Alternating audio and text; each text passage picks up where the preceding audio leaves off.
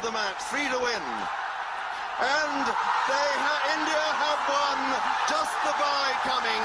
It has been एक ऐसा ऐतिहासिक मैच जिसमें सचिन तेंदुलकर ने पारी के आखिरी ओवर में गेंद अपने हाथ में ली और भारत को हारा हुआ मैच अपनी गेंदबाजी से जिता दिया। लेकिन ऐसा क्या हुआ कि कपिल देव, श्रीनाथ जैसे तगड़े गेंदबाजों के होते हुए भी सचिन को अंतिम ओवर डालना पड़ा और इस मैच के बाद पूरी दुनिया उन्हें मैन विद गोल्डन आर्म क्यों कहने लगी। ये वही दौर था जब सचिन अपनी बल्लेबाजी से क्रिकेट के मैदान में अपनी धाक जमाना शुरू कर चुके थे और उनकी बल्लेबाजी बड़े बड़े गेंदबाजों की धज्जियां उड़ा देती थी। लेकिन जब भारत इस सेमीफाइनल मैच को हारने की कगार पर खड़ा था तब किसी को यह उम्मीद नहीं थी कि सचिन अपनी गेंदबाजी से आज इतिहास रच देंगे। इसलिए सांस रोक देने वाले इस मैच को अंत तक जरूर देखना।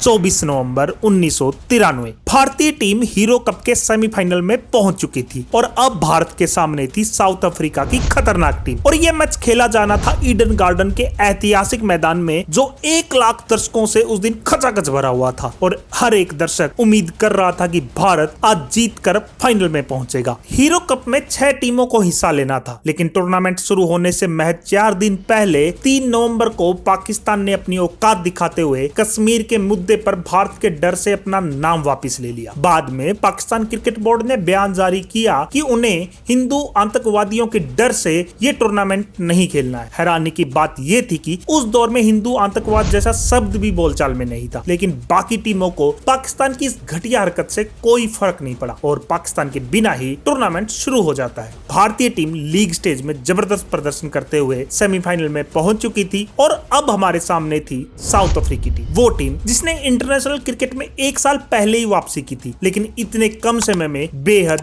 खतरनाक बन चुकी थी। मैच शुरू होता है और भारत के कप्तान मोहम्मद अजहरुद्दीन टॉस जीतते हैं और पहले बल्लेबाजी का फैसला लेते हैं क्योंकि भारत के पास अजय जडेजा, मोहम्मद अजहरुद्दीन, विनोद कांबली, सचिन तेंदुलकर और कपिल देव जैसे एक से एक धाकड़ बल्लेबाज मौजूद थे। लेकिन साउथ अफ्रीका के पास भी फैनी डिविलियर्स, हैंसी क्रोनिये, एनएल डोनाल्ड जैसे घातक गेंदबाज थे। मैच शुरू होता है और भारत के लिए ओपनिंग में अजय जडेजा और मनोज प्रभाकर की सलामी जोड़ी मैदान पर उतरती है। भारतीय फैंस को दोनों से बहुत उम्मीदें थी क्योंकि ये दोनों ही जबरदस्त फॉर्म में चल रहे थे। मैच की पहली गेंद पर मनोज प्रभाकर एक बेहतरीन फ्लिक करके 1 रन लेते हैं और भारतीय टीम का खाता भी खुल जाता है। लेकिन चौथे ओवर की 5वीं गेंद पर अजय जडेजा डिविलियर्स की एक अंदर आती गेंद को मिस कर जाते हैं और एलबीडब्ल्यू आउट हो जाते हैं और इस तरह सिर्फ 12 के स्कोर पर भारत को पहला झटका लग जाता है। इसके बाद बल्लेबाजी करने के लिए विनोद कांबली मैदान में उतरते हैं और आते ही एक बेहतरीन कवर ड्राइव खेलते हुए भारतीय पारी का पहला चौका लगा देते हैं। कांबली के खिलाफ अफ्रीकी टीम पूरी रणनीति के साथ मैदान में उतरी थी क्योंकि इस मैच से महज 2 दिन पहले ही लीग स्टेज में कांबली ने साउथ अफ्रीका को बुरी तरह धोया था। उस मुकाबले में कांबली ने शानदार 86 रन बनाए थे और उसी प्रदर्शन की बदौलत भारतीय टीम सेमीफाइनल में भी आई थी। लेकिन तभी प्रभाकर और कांबली के बीच एक गलतफहमी होती है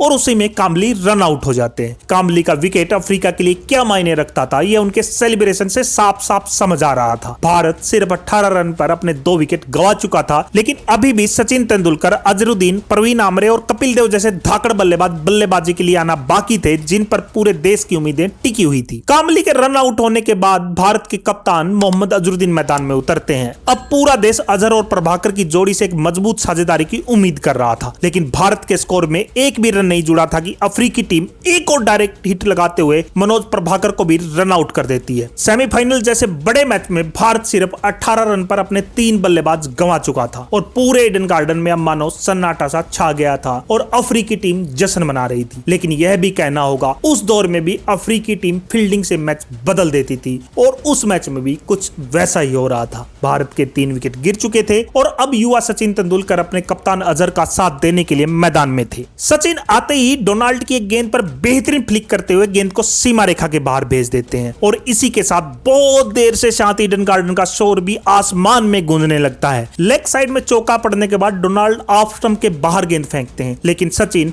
उस पर भी एक बेहतरीन कट लगाते हुए गेंद को सीमा रेखा के बाहर पहुंचा देते हैं। 2 लगातार चौके लगाकर सचिन ने साफ कर दिया था कि वो किसी दबाव में बल्लेबाजी करने वाले नहीं हैं। और इसके बाद कप्तान अजहर मोर्चा संभालते हैं और एक शानदार बैकफुट पंच खेलते हुए गेंद को सीमा रेखा के बाहर भेज देते हैं। अब सचिन और अजहरुद्दीन मिलकर स्कोर को आगे बढ़ाने लगते हैं। उस दौर में ये जोड़ी सबसे खतरनाक जोड़ी मानी जाती थी। दुनिया की किसी भी टीम के पास इसका तोड़ नहीं होता था, क्योंकि जब अजहर कलाइयों के सारे फ्लिक शॉट खेलते थे तो उससे खूबसूरत कुछ नहीं होता था। और इतने साल बाद आज भी अजहर जैसे वो शॉट कोई बल्लेबाज नहीं खेल पाता है। भारत की पारी अब संभलने लगी थी। सचिन और अजहर की जोड़ी ने भारत का स्कोर 50 रन के पार पहुंचा दिया था, लेकिन तभी सचिन विकेटकीपर को कैच दे बैठते हैं और इस तरह सिर्फ 53 के स्कोर पर भारत का चौथा विकेट भी गिर जाता है। सचिन का विकेट गिरने के बाद अफ्रीकी टीम ऐसे जश्न मना रही थी जैसे उन्होंने मैच ही जीत लिया हो और भारतीय टीम अब बड़े संकट में थी। बहरहाल अजहरुद्दीन का साथ देने अब परवीन आमरे आते हैं और आमरे के ऊपर अब यह जिम्मेदारी थी कि वो अपने कप्तान का साथ दे। आमरे अजहर के साथ मिलकर स्कोरबोर्ड को धीरे धीरे आगे बढ़ाने लगते हैं, लेकिन अफ्रीकी टीम की फील्डिंग भी कोई आसान रन नहीं दे रही थी। जोंटी रोड्स गेंद को चीते की तरह डाइव लगाकर 30 यार्ड से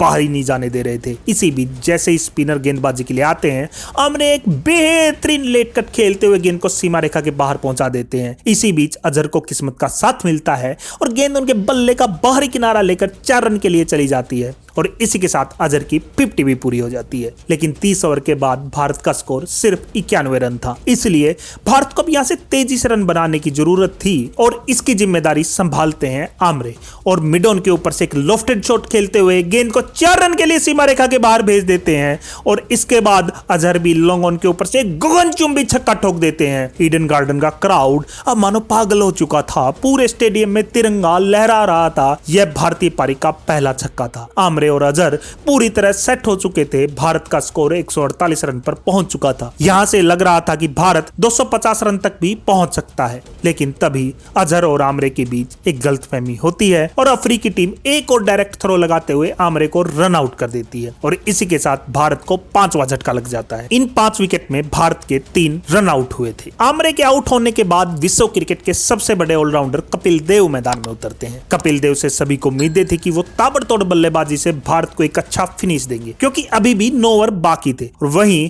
अजहरुद्दीन एक छोर पर खूंटा गाड़कर डटे हुए थे और जबरदस्त बल्लेबाजी कर रहे थे। और अब गेंद थी एनएल डोनाल्ड के हाथों में और डोनाल्ड अब लगातार अजहर को स्लेज भी कर रहे थे, लेकिन अजहर भी उसका जवाब बल्ले से देने के लिए तैयार थे और अजहर डोनाल्ड का जवाब उसके सिर के ऊपर से एक जबरदस्त चौका लगाकर देते हैं और उसकी सारी हेकड़ी निकाल देते हैं। अजहर यहीं नहीं रुकते, अगली गेंद पर वो गेंद को थर्ड मैन की तरफ दिशा दिखाते हुए बेहद खूबसूरती के साथ एक और चौका लगा देते हैं। 2 लगातार चौके लगने के बाद पूरे स्टेडियम का माहौल बदल चुका था। ईडन गार्डन में मौजूद 1 लाख दर्शक अब जश्न मना रहे थे और डोनाल्ड का मुंह अब देखने लायक था। वहीं दूसरे छोर से कपिल देव ने भी धावा बोल दिया और एक शानदार फ्लिक करते हुए गेंद को सीमा रेखा के बाहर 4 रनों के लिए भेज दिया। 45 ओवर के बाद भारत एक मजबूत स्थिति में पहुंच चुका था, लेकिन उस दिन भारत की किस्मत साथ ही नहीं दे रही थी।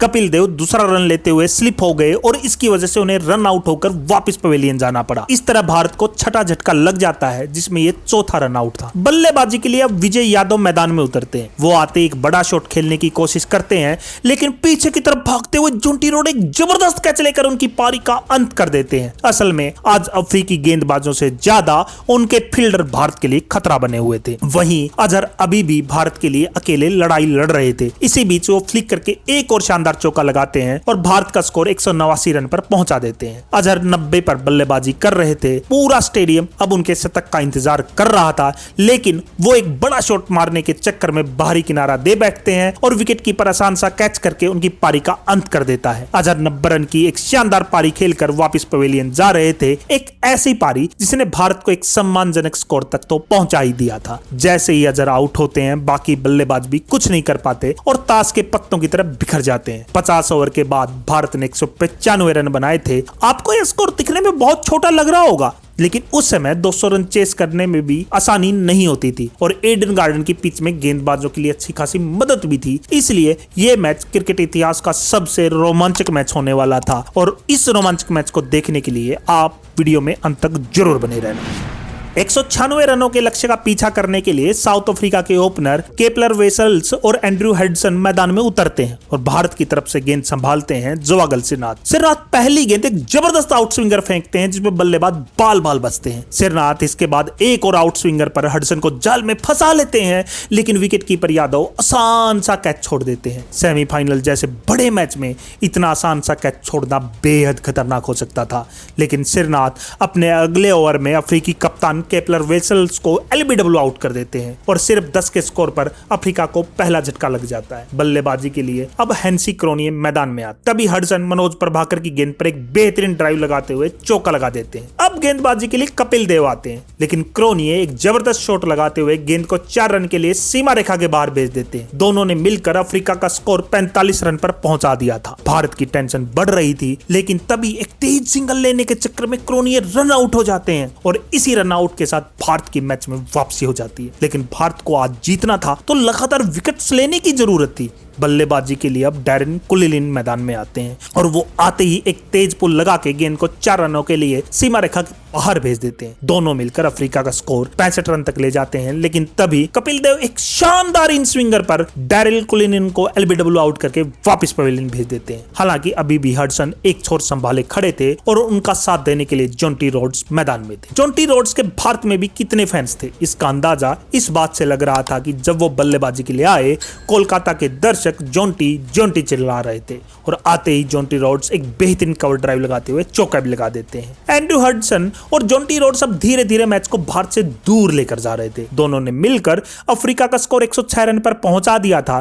तभी अजय जडेजा को गेंदबाजी के लिए बुलाते हैं और जडेजा की गेंद पर जोंटी रोड्स एक तेज शॉट खेलते हैं, लेकिन पॉइंट पर खड़े अजय एक शानदार कैच लेकर उनकी पारी का अंत कर देते हैं। जोंटी के विकेट के बाद भारतीय टीम का सेलिब्रेशन देखने लायक था, लेकिन अफ्रीका को जीत के लिए अब सिर्फ 90 रन चाहिए थे और उनके 6 विकेट अभी भी बाकी थे और नए बल्लेबाज के रूप में ब्रायन मैकमिलन क्रीज पर आए थे। तभी एंड्रयू हडसन अनिल कुंबले की गेंद पर एक शानदार चौका लगा देते हैं। हडसन और ब्रायन मैकमिलन मिलकर स्कोरबोर्ड को 130 रन तक पहुंचा देते हैं। अब लगने लगा था भारत के हाथ से धीरे धीरे मैच दूर होता जा रहा है, क्योंकि अब अफ्रीका को जीत के लिए सिर्फ और सिर्फ 66 रन ही चाहिए थे। लेकिन इसी बीच अनिल कुंबले एक बेहतरीन गुगली पर एंड्रयू हडसन के डंडे उखाड़ देते हैं और इसी विकेट के साथ पूरी भारतीय टीम झूम उठती है और एडन गार्डन का क्राउड तो मानो पागल हो उठा था, क्योंकि भारत को पूरी तरह से सेट एंड्रयू हडसन जो 62 रन बना चुका था उसका विकेट मिल चुका था। अब इस विकेट के साथ भारत की मैच में पूरी तरीके से वापसी हो चुकी थी। बल्लेबाजी के लिए अब पैट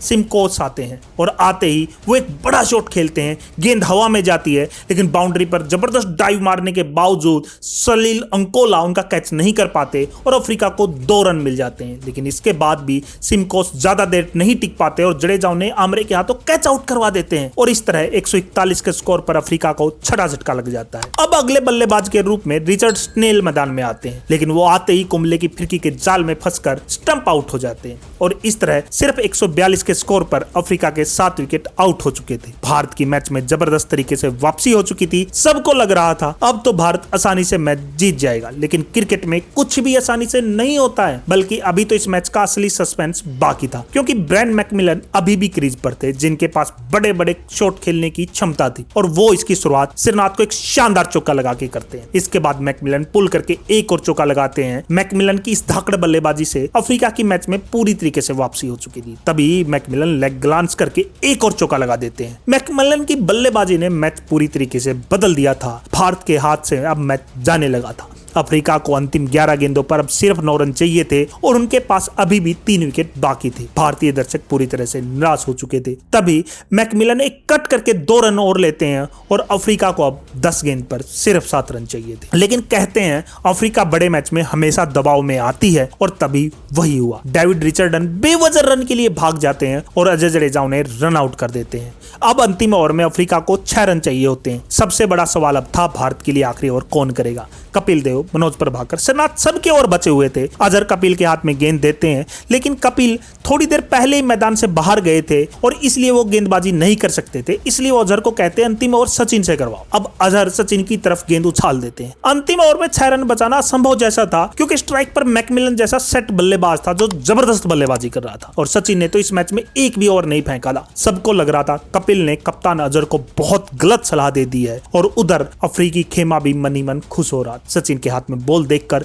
उन्हें लगा अब तो उनकी जीत पक्की हो चुकी है, लेकिन अफ्रीका ये नहीं जानता था सचिन सिर्फ बल्ले से नहीं गेंद से भी विरोधियों को खून के आंसू रुलाना जान। सचिन अपने ओवर की पहली गेंद डालते हैं, मैकमिलन उसे ऑफसाइड में खेल देता है। दोनों बल्लेबाज एक रन तो आसानी से ले लेते हैं, लेकिन दूसरे रन के लिए फेनी डिविलियर्स दौड़ पड़ते हैं। मैकमिलन उसे वापस भेजते हैं, लेकिन उससे पहले विकेट कीपर विजय यादव से रन आउट कर देते हैं और इस विकेट के साथ अफ्रीका के पास अब महज एक विकेट बचता है, क्योंकि उनके 9 विकेट आउट हो चुके हैं। मुकाबला रोमांच की चरम सीमा पर पहुंच जाता है। एक विकेट इस मैच को भारत के पाले में ला सकता था और एक बाउंड्री अफ्रीका को यह मैच जितवा सकती थी। कमेंटेटर कहने लगते हैं कमजोर दिल वाले ये मैच ना देखें, और अब लास्ट विकेट के लिए बल्लेबाजी करने आते हैं एनल डोनाल्ड। दूसरी गेंद पर डोनाल्ड बल्ला चलाते हैं, लेकिन गेंद उन्हें बीट करते हुए सीधा विकेट कीपर के दस्ताने में जाती है। Dot ball. अगली गेंद पर डोनाल्ड फिर कुछ नहीं कर पाते और गेंद सीधा सचिन के हाथों में चली जाती है और वो अपने बॉलिंग थ्रू में उसे फील्ड कर लेते हैं। अब अफ्रीका को 3 गेंद पर 5 रन चाहिए होते हैं। अगली गेंद पर डोनाल्ड आगे बढ़कर शॉट खेलते हैं और तेजी के साथ 1 रन ले लेते हैं, लेकिन अब स्ट्राइक पर खतरनाक मैकमिलन आ चुके थे। अफ्रीका को जीत के लिए अंतिम 2 गेंदों पर 4 रन की जरूरत थी। वहीं ईडन गार्डन में मौजूद 1 लाख दर्शकों का शोर भी अफ्रीका पर अलग से दबाव बना रहा था। वो क्राउड 1 लाख लोगों का भारत के लिए 12वें खिलाड़ी का काम कर रहा था। अगली गेंद फिर से डॉट हो जाती है। अब अंतिम गेंद पर अफ्रीका को जीत के लिए 4 रन चाहिए थे। अंतिम गेंद पर मैकमिलन बल्ला चलाते हैं, लेकिन सिर्फ 1 ही रन उन्हें मिल पाता है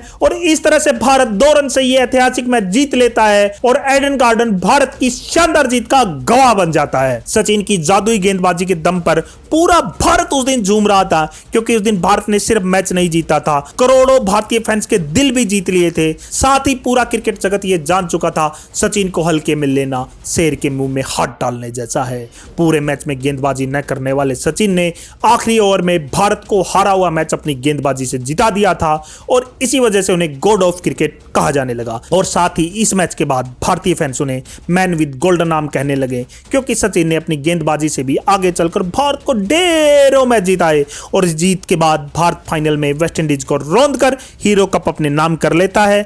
अगर आप चाहते हैं मैं उस मैच पे भी वीडियो बनाऊं तो कमेंट में बताइए। पूरे टूर्नामेंट में कप्तान अजहरुद्दीन शानदार बल्लेबाजी करते हुए 311 रन बनाते हैं, इसी वजह से उन्हें मैन ऑफ द सीरीज भी चुना जाता है। लेकिन अगर सेमीफाइनल में सचिन अपनी बॉलिंग से वो जादुई करिश्मा ना दिखाते तो भारत फाइनल में ही नहीं पहुंच पाता। इसलिए इस जीत का मैं सबसे ज्यादा क्रेडिट सचिन को ही दूंगा। इस सेमीफाइनल को याद करते हुए सचिन ने बाद में एक दिलचस्प किस्सा भी दोहराया। मैच के दौरान मैदान में एक नेवला घूम रहा, जब जब वो नेवला दिखाई देता था भारत को विकेट भी मिल रहे थे। इसी वजह से आखिरी ओवर में भी सचिन उस नेवले का इंतजार कर रहे थे कि बस वो एक बार दिख जाए और भारत को विकेट मिल जाए। यानी वो नेवला भी भारत की जीत में एक अजीब सा लेकिन उस दिन अहम फैक्टर बन गया। दोस्तों, इस मैच में सचिन की गेंदबाजी को आप 10 में से कितने अंक देंगे कमेंट करके जरूर बताना। और हाँ, अगर वीडियो पसंद आई हो तो लाइक करके चैनल को सब्सक्राइब जरूर कर लेना, क्योंकि अगला वीडियो इससे भी धाकड़ होने वाला है।